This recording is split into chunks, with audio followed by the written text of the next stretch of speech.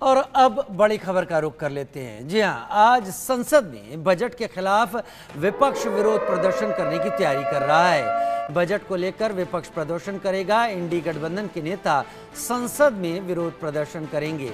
कांग्रेस की बैठक में बजट सत्र की रणनीति पर चर्चा हुई। सुबह 10 बजे कांग्रेस के सांसदों की बैठक है। उसके बाद से ये बजट पर विरोध प्रदर्शन शुरू हो जाएगा।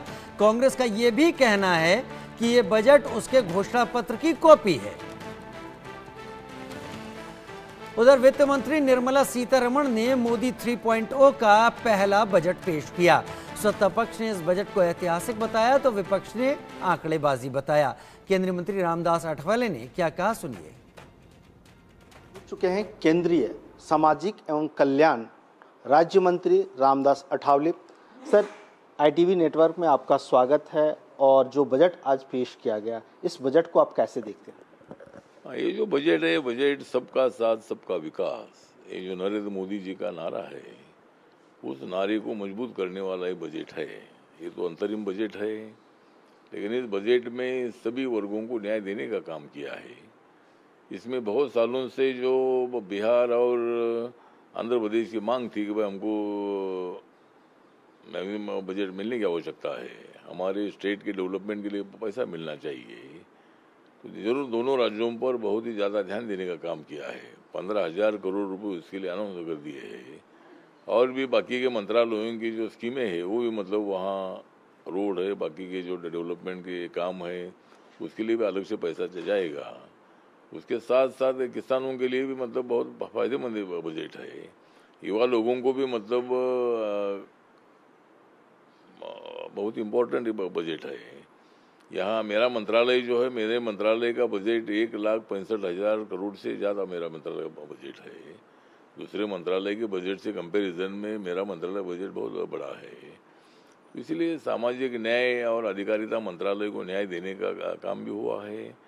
दिव्यांगजनों के लिए 1,225 करोड़ से ज़्यादा पैसा हमको मिला है।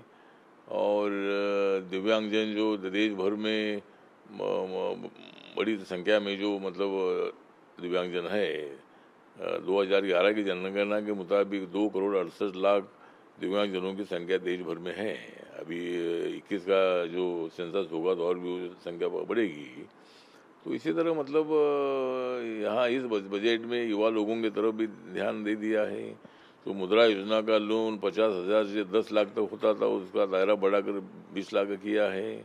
4 करोड़ से ज़्यादा किसानों को उसका और भी ज़्यादा फायदा है। और भी कई स्कीमों के माध्यम से किसानों तक मतलब ये बजट पहुंचेगा। और 3 करोड़ लोगों को जो झुग्गी झोपड़ी में रहने वाले लोग हैं, ऐसे गरीब लोगों को 3 करोड़ लोगों को प्रधानमंत्री आवास योजना का मकान मिलेगा। 80 करोड़।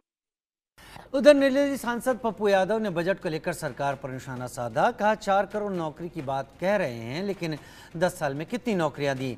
नीतीश कुमार किंग मेकर रहे हैं, लेकिन उन्हें विशेष पैकेज भी नहीं दिया।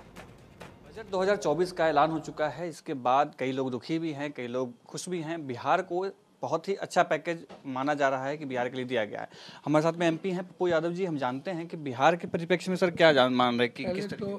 39 MP जो दूध पिया बच्चा के तरह बात करते हैं। लगता है कि बच्चा रो रहा था और किसी ने आया बोतल में दूध भर के निप्पल में दे दिया कि पीजिए। बच्चा चुप हो गया। ये झुनझुना वाली बात। नीतीश कुमार तो बहुत खुश हैं। NDA के जो जी ने तो कहा पैकेज नहीं है ये। खुश कहाँ नीतीश जी?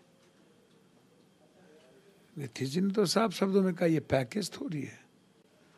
भैया मुझे आप एक बात बताओ, पहली बार ये गए गांधी मैदान तो इन्होंने कहा कि मैं विशेष राज का दर्जा दूंगा, मैं द्वारिकाधीश हूँ, जदवंश खानदान से हूँ।